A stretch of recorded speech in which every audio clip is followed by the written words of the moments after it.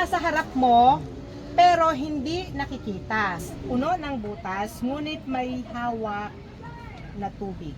Ito ang tumataas, ngunit hindi bumababa. Naku po! Anong tanong yan? Ngayon, what starts with an E, ends with an E, but only contains one letter? Hindi ko alam yan.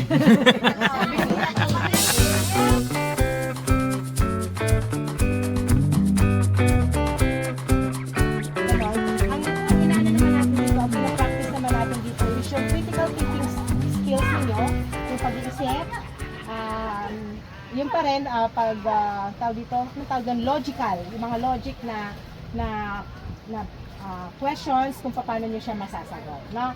So, ito naman yung question natin. So, ang gawin na lang natin pala, sige ganito. Right. Ano ang makukuha mo kapag tumawid ka sa isang snowman at isang pating? Ang sagot nito, English. Ano ba yung snowman? Ano ba yung pating? Diba? Kapahamakan. Kapahamakan. Another's answer? Ako na. Sige. Panganib. Panganib, another answer? O ikaw, anak ko, batang-bata pa, alam mo to. Kapag tumawid ka sa snowman at pating, ano ang makukuha mo? Hindi ko nalandas. Ang layo. Ang lalim nun ha. Ang layo. Nag-addict ba? Ang layo. Hindi ko agad nalandas. Sa akin naman ako. Naisip ko lang sa akin. Oh, kakaiba. Ano? Ano, kasi si Pating Shark. Oh. Parang tatalas yung isip mo. Ah. Kung ano yung gagawin mo. Kasi ano yun eh, Shark din is snowman. Ah. Parang, ano yun? Matalas na kay pating ngipin, ha? Kailangan talaga yung isip mo kung anong gagawin mo. Okay, Kasi bonus question to, bonus question. question. Sige, bonus question, Sirit. Ano ang makukuha mo kapag tumawid ka sa snowman at pating is frostbite. What? Frost, snowman, frost, bite, pating. Nakagatin ka, frostbite. So yun yung, ano nga te, kumbaga riddle siya eh. Kumbaga sa panahon natin, bugtong-bugtong. Ay, ayun, nagkaintindihan. Puno ng butas, ngunit may hawak na tubig. Puno ng butas. lagadera. Balloon. Puno ng butas, may butas nga eh. O, daw. Ano ang puno ng butas pero nakakapag-hold ng water? Sponge. Nasa harap mo, pero hindi nakikita. Pwedeng hawakan, pero hindi maabot. Ano? No? Mata, ma'am. Sabi ko kanina mata, di ba? Tubig. Kung umarap ka sa salamin, kita mo mata. Nakikita mo siya. Hindi mo siya nakikita, pero pwede mo siyang hawakan. San John, kung gusto ko nagkakasundo kayo, may naguhula pa, may nagsisirit na. Sirit na, ma'am. Sirit na. Oh. Sirit na? Majority win, sirit na. Future. Ayun. Sarap ka nga. Kinabukasan ko. Sabi daw ni Kaya ma'am, kung wala ka malapit naman na, sinabi. diba? Lapit na. Yung kinabukasan nyo, yung future nyo. Yung kinabukasan nyo, nakikita nyo. Pag estudyante ka, nakikita mo, makakagraduate ka, di ba? Nasa harapan mo lang yon. Pero hindi mo mahawakan until makagraduate ka. Ay, ano ang tumataas, ngunit hindi bumababa? Naku po! Anong tanong yan? Ngayon, tumataas. Tapos hindi na Ano bumaba. ang tumataas, pero hindi bumababa? Bagay ba yan, ma'am? Hindi. Edad. Yon, edad. Ano pa? Ano ang maaari mong hulihin ngunit hindi itapon? Pwede mong hulihin pero hindi mo pwede itapon. Yun yun, ma'am. Yung pangarap, ma'am, yung future. Kasi pag na-achieve mo na, o yung talino mo, Pwede mong makuha pero hindi mo pwede i-share. Sipon! Sakit! Hindi mo siya pwede i-share kasi Oo. So hindi pwede sa'yo na lang yun. kawawa naman yung Okay lang kami magdamot ka kapag may sakit ka. Maunawa nila yan.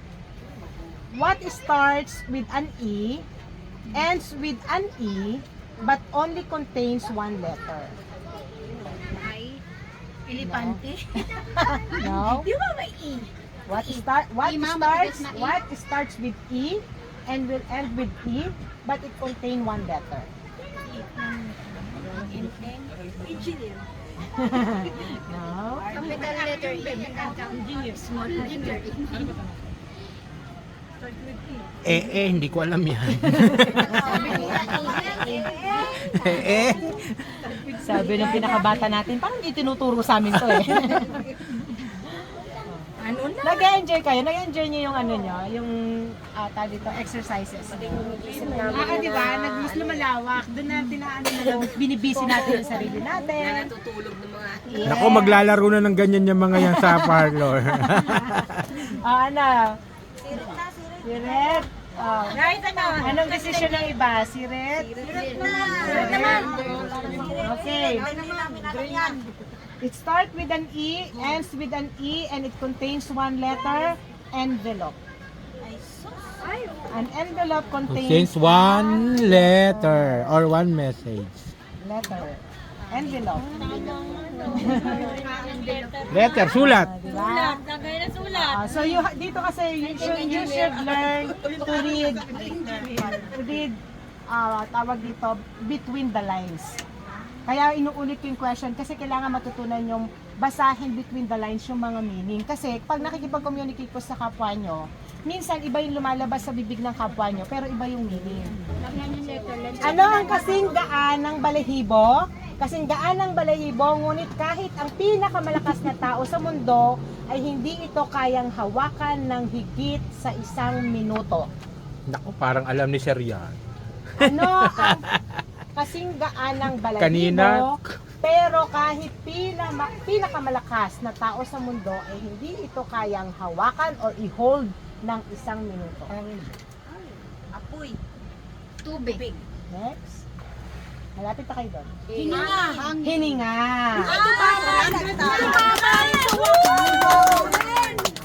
O, di ba? Natutuwa kayo pag tumatama, di ba? Maliligo na ako. Hininga. Right, next. Anong bato ngunit hindi gumugulong? Anong bato ngunit hindi gumugulong? Cutting process. Anong bato ngunit hindi gumugulong? Siret. Sirit na. Rocking chair. Ano ang napakarupok? Ito, maganda to ha. Ano ang napakarupok na ang pagsasabi ng pangalan nito ay sinira ito? Marupok nga, nasira na yun. Oo. Tiwala. So, malapit na. Kumbaga, marupok ito kapag pagka binanggit mo ito, Wala na, sira na. oo, masisira. Anay?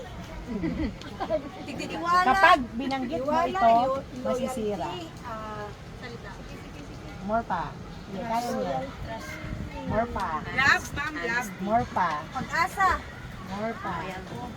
Anis? More pa.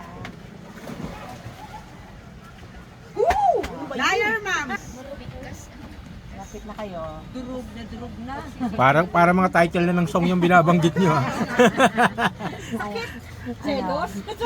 Kamatayan. Kakamali. Hindi. Ano? Ang puso ko. Siret, siret, siret. Sirit na. Sirit na, ma'am. Siret. Ay, sirit, ma'am. Oh, sandali. Wala magsasalita.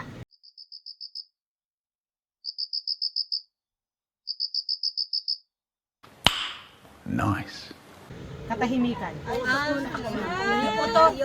Otot. Katahimikan. Di ba pag dadating ka sa isang lugar, tahimik yung mga kasamahan mo. Kasi mo,